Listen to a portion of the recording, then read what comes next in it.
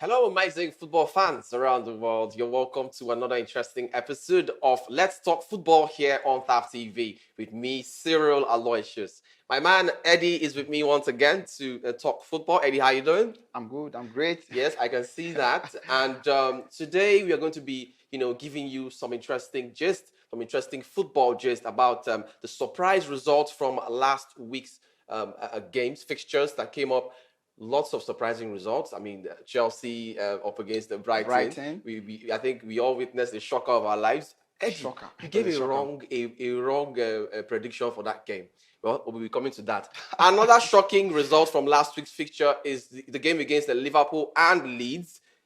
Liverpool hasn't lost at Anfield for a long time now, and it was quite an unfortunate night for the You Never Walk Alones, as they had to suffer their first defeat at Anfield. And that night was also a night of breaking records because what's his name? Virgil van Dijk had to lose for the first time after 70 games. After 70 games in Anfield. Man, I think even Chalobah of Chelsea also had to lose for the first time that same day. While on the starting lineup. So that day was actually a day of many records that were broken. And of course, today we're going to be talking on them and, talking on some other important fixtures coming up this weekend. So, Eddie, we're going to start first with the Brighton game. What went wrong for Graham Potter as he visited the Amex Stadium, his former side? What went wrong? That game was a shocker, like you said. A lot of fans said, Potter went to do giveaway for Brighton. And all that. honestly speaking, because those players were the same players that he bought. So it was almost like the beast that you created, now came back to haunt you. Yes, because the Chelsea team actually struggled. Yeah, they struggled to create chances. Mm-hmm. The few ones that they created, they couldn't take them. So it was like, what was going on? So please, Eddie, what went wrong for Potter? The first 20 minutes of that game was, Brighton was just all over Chelsea. Man. Like the game was just well planned. Coming into that game, I was thinking, okay, Graham Potter, who happened to be Brighton's former manager, now handling Chelsea, now coming back to his former team. I was thinking, okay, I will be seeing two teams that will be, highly spirited. Okay. You understand? Okay. Each team having a point to prove. Okay. But, unfortunately, it was a rather one-sided game. I was shocked. One-sided game. The first 20 minutes, Brighton was just everywhere. They were just everywhere. But don't you think that could be down to the game plan by the Brighton coach? Because, they always have a game plan. And the game plan is, for most teams, is get an early goal. Because once you have an early goal, you get to demoralize your opponent. So I felt like, I think that aside, I also felt like what actually played to Chelsea's disadvantage was the injury, the growing injury problems we're having currently. And according to the explanations Potter gave after the game, he explained that the injury of Rich James was partly the reason why he had to, had a tweak in his tactics. And as a result of him trying to cover up for Rich James, the tweak in tactics that he had to make backfired. And you know what happens when you, as a coach, when you make a new tactics and then it works out. No, if it works out, great. If it works out, you're the best manager in the world. The credit goes to you. Yes. But if it fails, lots of tongue lashing are coming your way. So I felt like that was what happened. And according as I predicted, that was exactly what Potter said. So I don't know, Eddie, where did it really, really go wrong for Potter? Because sincerely speaking, since he came to Chelsea, that has been his first loss. And of course, it was a disappointing one. Even if you're going to lose to Brighton, it shouldn't be that margin. That margin, that margin was just too much. And the disorganization of the team was just so glaring. In defense, Chelsea weren't compact enough. You could see Brighton making a whole lot of mistakes. You could see Brighton carving us open, carving the team open here and there. I think the goal from Trossard was a beautiful one to behold. I'm not going to lie. I'm not going to lie. And Trossard is a man to watch out for this season. He's a man to watch out for. Like you said, even if Chelsea were to lose in Brighton, I wasn't expecting 2-1. That kind of score. 2-1 or 1-0. For me, I think that score was humiliating. Very humiliating. It was humiliating for Graham Potter coming back to his former team and taking those number of goals. It's just far too Too much. Humiliating. If you should lose, 2-1. at least we should be looking at something like 1-0, 1-0, 2-1, 3-2. 3-2. Yeah. Okay, let it be that, okay, Chelsea, at least put in some goals behind the net. Now, I saw Chelsea backline making a whole lot of mistakes. Okay. First of all, from even before the first goal, you see Thiago Silva, they were just making blunders. The blunders were just, up now, here and there. Eddie, let's not focus all our, should I say, strength on the defense of Chelsea. Yes, the defense wasn't really, should I say, compact enough, and they were porous. But then, the attackers also have their own job to do. Let's not forget. I mean, Chelsea attack. Though, there were more chances that were created in the game, but the few ones that were created, why can't you take those chances? Had those chances been converted, it could have been, the scoreline wouldn't have been anything less than a 4-4 draw or a 5-3 win for Chelsea, because Chelsea did create some clear-cut chances. Yes, the chances weren't numerous, but at least the few ones that they created, it was obvious. It was quite obvious that these were real good goal-scoring chances, but they weren't taken. They weren't taken, and on that basis, you can't blame the defenders. I mean, the defenders didn't stop the attack from doing their job. So come on, I feel like the attack of Chelsea also have their own fair share of the blame to take. Don't you think so? Yeah, yes. Coming in from there, there's something that conceding early goals does to a team.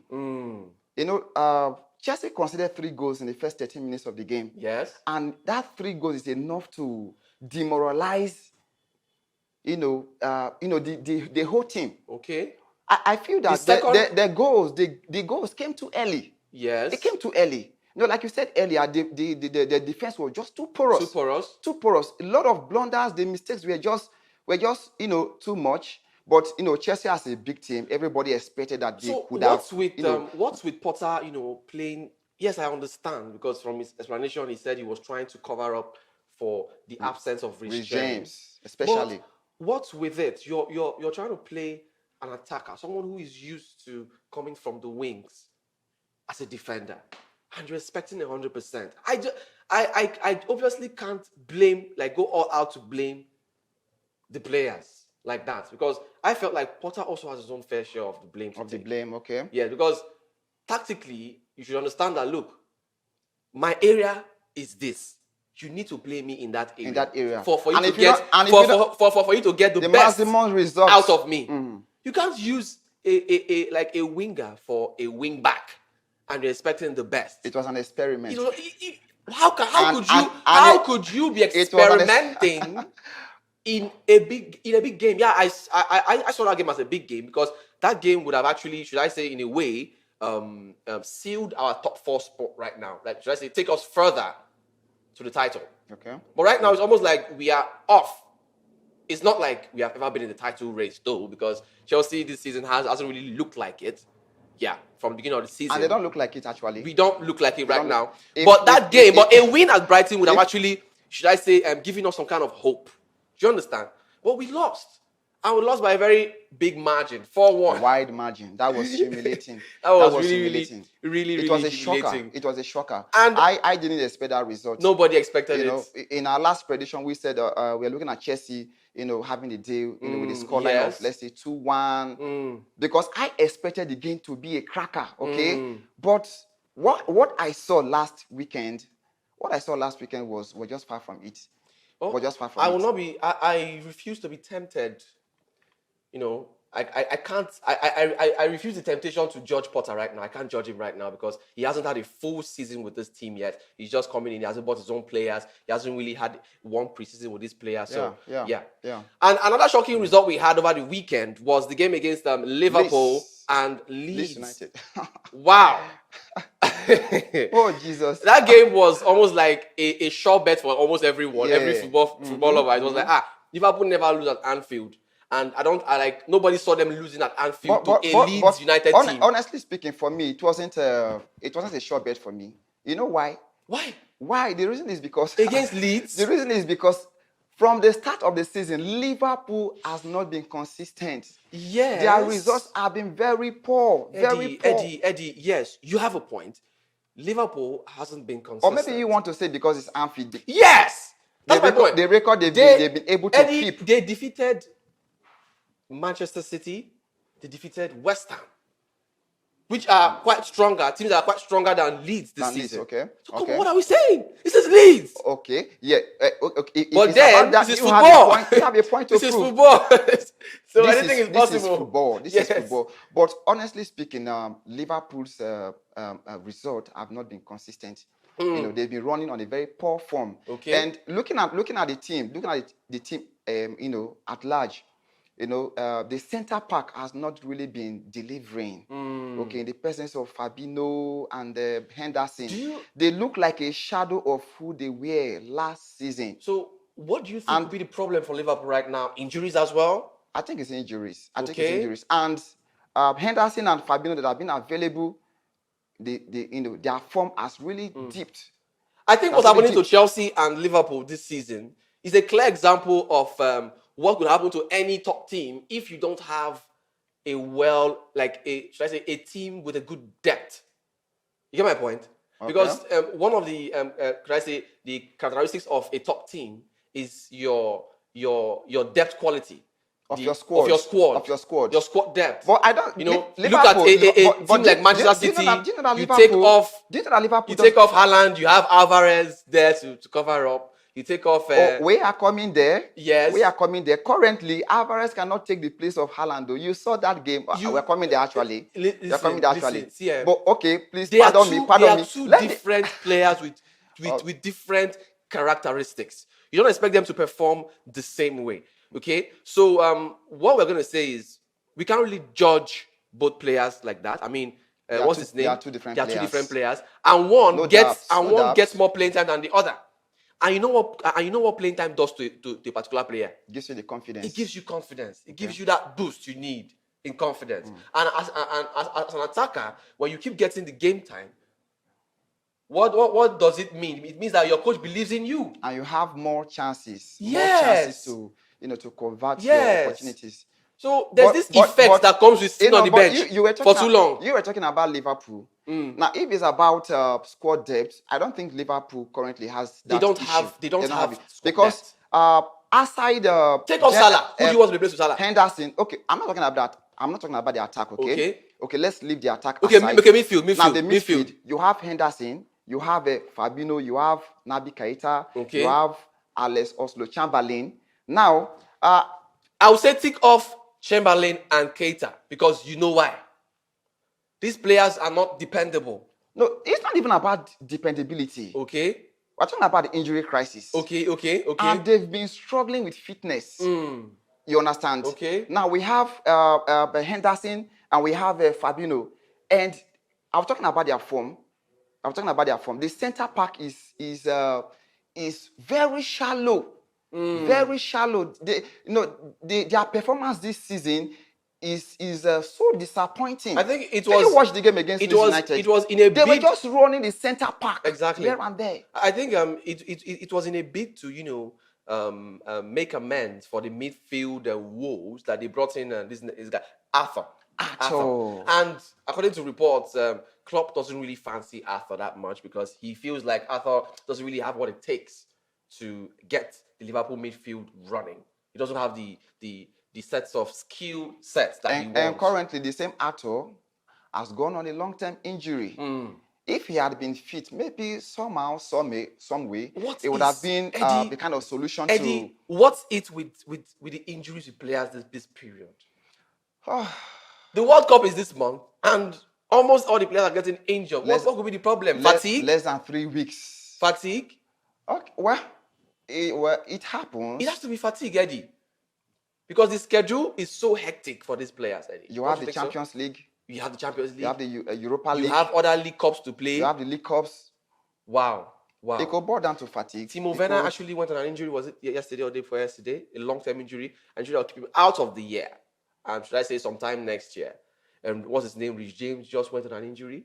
Chilwell went on an injury. And these are two major men for the England national team. I'm sure Southgate would actually be sad right now to know that James would not be with him in this World Cup. Yes, it's missing the World Cup. I think recently Saka was almost in that list, but unfortunately for we found it was a minor. It was a minor injury, and he featured in the game against this in the Europa League. Yeah, he was there. It was there. So that was a kind of relief for Arsenal fans and the England fans as a whole. All right.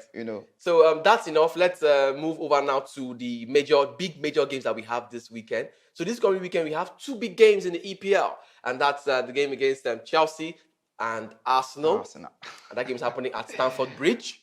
And another big game we have this weekend, also on Sunday, is the game with Tottenham and Liverpool. 2 big sides, 2 big games coming up this weekend on Sunday. Eddie, what's your take on the first game, which is Chelsea against Arsenal? Chelsea-Arsenal. I'm looking forward to that game. Okay. That game is going to be... We are all looking forward to that game. A cracker. But okay, let me say, I'm giving Arsenal an edge in that game. Definitely. Because looking at the way Arsenal is playing these days, that Arsenal is playing a very free-flowing football. Please, Arsenal should not deal with us. Please. Right now. You can say that again. Right now, because you can say that the again. injury crisis in Chelsea is making me scared. Like, I'm so scared ahead of that game. Yeah, but you know one thing I think about 2 big teams locking horns. It will always be a mistake for a fellow big team to underrate the other just because of injuries. Because of injuries. Because anything is possible. Please, England. Arsenal, underrate us, please. But currently, Arsenal is doing very well. Arsenal is doing very well. Okay. And at present, the first team players are in good shape. They are in good shape. Okay, they are fit. They are good. What do you think will happen to this Arsenal team if a player like Saka goes on a long-term injury right now? Right now? Yes. Okay. Let's say Saka goes. We saw what Saka happened. goes on an injury and Odegaard goes on an injury. Okay, we saw Martin Odegaard. If Saka goes on injury, you have Nelson, right? I think I have Nelson. Okay, Odegaard. But Odegaard. You feel like Nelson can do as much damage as Saka is doing right now? No, not really. Okay. Not really. But at least you should be able to, give us something to hold on to. Okay. But not Odegaard. Just like he did against Forest, right? Against Forest. Forgetting that game is against Forest. A poor Forest team. Poor Forest team that shocked Liverpool. See, you can't. That shocked Liverpool. Forget that shocker, Eddie. That was just a flash in the pan. Should I remind you of our prediction? That was just a flash. Should I remind you? That was just a flash in the pan, Eddie. I remember you said Nottingham Forest is going to give us a shock of their life. And I told you this is Arsenal. Did I ever say that? Okay. Did I ever say that? Okay. So I see Arsenal taking that game. Okay. I'm giving Arsenal a win for that game. A win. I'm giving them a convincing win. Like they're going to take the possession and they're going to put in the goals. Yeah. My God. That is how sure I am. Hey, I serve a living God. Honestly. Eddie, you know what? Honestly. We are not scared of you guys. You people should bring it on. Yeah, we say bring it on, okay? No, the Arsenal of this season. Yes, we have injury crisis right now, but I'm still saying bring it on. Whatever scoreline it is, I'll accept it in good faith. Whether it is 5-0, it is 4-0, it is 3-0. But should in case, don't worry. But should in case the reverse is the case, you'll celebrate with me. But if the reverse happens to be the case, come Sunday, I hope you still be a smiling man by then. I hope you still be smiling with me. I will accept it in good faith. It's football. Okay. It's football. It will shock you. 1-0. Boy, match your end. Let's watch and see. And who will score that goal? Always here. Who will score that goal? Jorginho, Penna. Oh. Okay, guys. We'll go on a quick break right now. And when we return, we'll talk about the game between Tottenham and Liverpool. Please stay tuned. Be right back. Hey there. Are you looking to record your videos, do your voiceovers, and take your professional pictures? Look no further. With our state-of-the-art newsroom, photography, kitchen for our food content creators, and exclusive children's studio, we certainly can deliver the best studio experience. Our carefully designed studio space can bring your diverse creative content ideas to life. We aim to consistently serve value to our customers far and wide. Come, let Tharv Media give life to your dreams. Tharv Media, a slice of infotainment.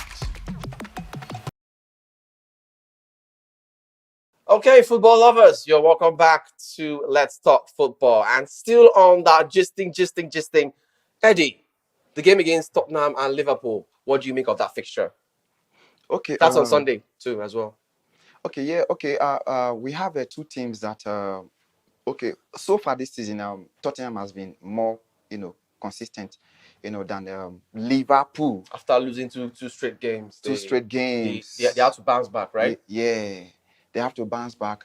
But like we always have it. These are two big teams.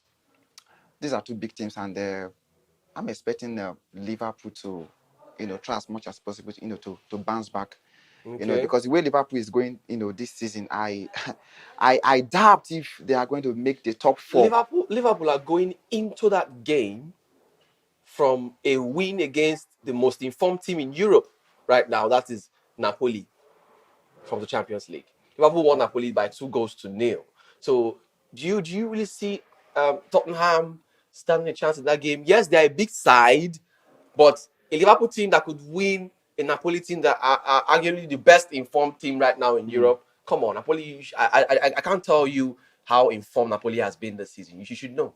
Okay, I think that was the first game they lost this season. Yes. That's the first loss of that's the the first loss this season. So that should tell you a lot about who Napoli is and the level they are operating on right now. Okay, first of all, I think. So do you really think Tottenham stand a chance in that game? The win of Tottenham against Napoli, should give Liverpool against Napoli. Sorry, should give Liverpool, something positive to take into this game against Tottenham. Confidence, right? Yeah, in terms of confidence. So, I expect Liverpool to, to put up a good performance. Okay. Okay. Work on the areas where they've been lacking, especially the midfield, because so far this season, their challenges have been in the midfield. It has been in the midfield. Okay. They need to step up their game. I think Chelsea too. Midfield, just the problem is midfield for Chelsea and Liverpool right now. Yes. So they need to step up their game, especially in the midfield. Initially, the defense had a little issue, looking at the right flank of Arnold, right? Yes. The right flank. But so far that place has been, they've done something about it. that area. But now the midfield, issue now. So they need to just, do something about it. Work on it. Get the center park covered. The only way I see that happening is during this January transfer window. Yes, at least the club have an opportunity to sign in more players to cover. They need to refresh. They need a refreshment. They need fresh legs. Both Chelsea and Liverpool need fresh legs in midfield. In the midfield. Right now. In the midfield. So, what do you really think would be the worst outcome for Tottenham in that game? Because they're playing at home. They're playing at White Hart Lane. Honestly, that game for me, it's not easy for me to predict. Honestly, okay. I don't want to be in rush. Because Conte is also another coach you cannot underrate. You can't underrate Conte at all because Conte is also coming back from a win against Marseille in the Champions League as well. So Conte is a world-class coach. Yes, and also a win over a comeback win against Bournemouth. I think he was 2 goals down. They were 2 goals down, and then he fought back. Eventually ended 3-2. So I think no one should underrate. Underrating Conte would be the beginning of the worst for Jurgen Klopp's Liverpool. So I think it's going to be a very serious game. It's going to be a very serious game. But this is football. One of them we should definitely either win, you have a draw. All right. Or you lose. Okay, I think it's time for us now to go to our predictions for the weekend and games coming up in the weekend. On Saturday, we have Leeds playing against Bournemouth. We have Manchester City up against Fulham, Nottingham Forest against Brentford, Wolves against Brighton, and Everton against Leicester. That's on Saturday. On Sunday, we have Chelsea against Arsenal, Aston Villa against Manchester United, Southampton against Newcastle, West Ham against Crystal Palace, and Tottenham against Liverpool. So, Eddie, down now to predictions for the weekend. Okay. So, what are your predictions? Leeds are playing home to Bournemouth. Okay. Leeds are playing at home to Bournemouth. Okay. I think I give Leeds a win that game. Because they won Liverpool. Yeah, because that inspiration. they will want to, just, Eddie, carry that's to that not game. surprising me. So because Leeds won Liverpool, you feel they're going to win Bournemouth. Don't forget that Bournemouth are coming off the back of a loss to Tottenham. Okay, yeah. So don't you feel like they would want to, bounce back? And due to that bouncing back, they might actually upset Leeds United. Okay. Bournemouth have been doing Not so bad. far better than Leeds. This season. But this is football now. This is Premier League. This is Premier League. Okay. Leeds have an inspiration to take from that Liverpool game. Win. Okay. Okay. And Bournemouth, they want to maintain an inspiration that Nottingham Forest did not take. They are two different teams actually. Okay. They are two different teams actually. Okay. Comparing the Nottingham Forest to Leeds United, Leeds are more consistent than Nottingham Forest. Okay. That's the reason why I have to. Okay, so you're giving Leeds a win against Bournemouth. Okay, scoreline in mind? Okay, I give them 2-1. A 2-1 win over Bournemouth. All right, Manchester City are playing at home to Fulham. At home to Fulham? Yeah. For Manchester City, it will always be 99% win for Manchester City, except a miracle happens. Okay. So I give them a win. Okay, over Fulham. 3-0.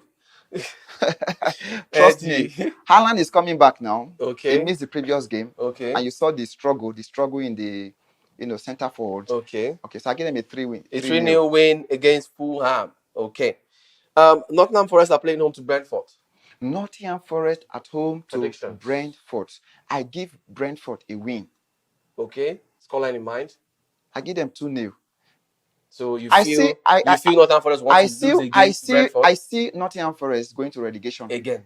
Yeah. Okay. After signing over 21 players? It's not just about signing players. It's about signing the right players. Players that will give you the results. You need players that will give you the results. Right now, I feel like they need a change in management. Not really the players. The tactics are not working. It's obvious. Get my point? Do you understand? Yeah. It's not working. So what do you want to do? Do you want to sack the players? I agree with you. After signing 21 players. After signing 21 players, and you're telling me the players are the problem? No, it can't be the players. The tactics is the problem. So maybe something is not working. There's something about the formation that's not working, and has refused to change over time. I think they should be looking at changing the manager, the coach, the manager. So you're saying it's a Brentford win? Scoreline in mind? I give them 2-0. 2-0 win. Brentford to win. Okay. Wolves are playing home to Brighton. Brighton are coming from a Bugashos victory against Chelsea. So, so what do you think about that game? What's your prediction? Scoreline in mind? The Wolves have not been doing, very well, but I give them a draw in that game. A draw? A draw. A 1-1, 0-0 draw? 1-1 draw. A 1-1 draw. Okay, I give Brighton a win in that game. A 2-0 win. Yeah. Because of what they did to Chelsea. Yeah. That game was because of Graham Potter. Nothing outside that. Okay. No, I don't think so. I don't think so.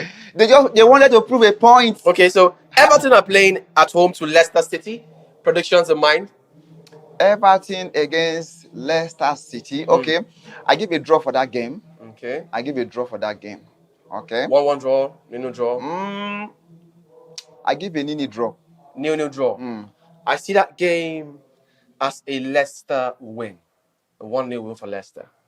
Okay. Okay, so down to the big ones on Sunday. Chelsea against Arsenal. What's your prediction? Chelsea against Arsenal. I know what you say anyway, so just say it. Let me hear you.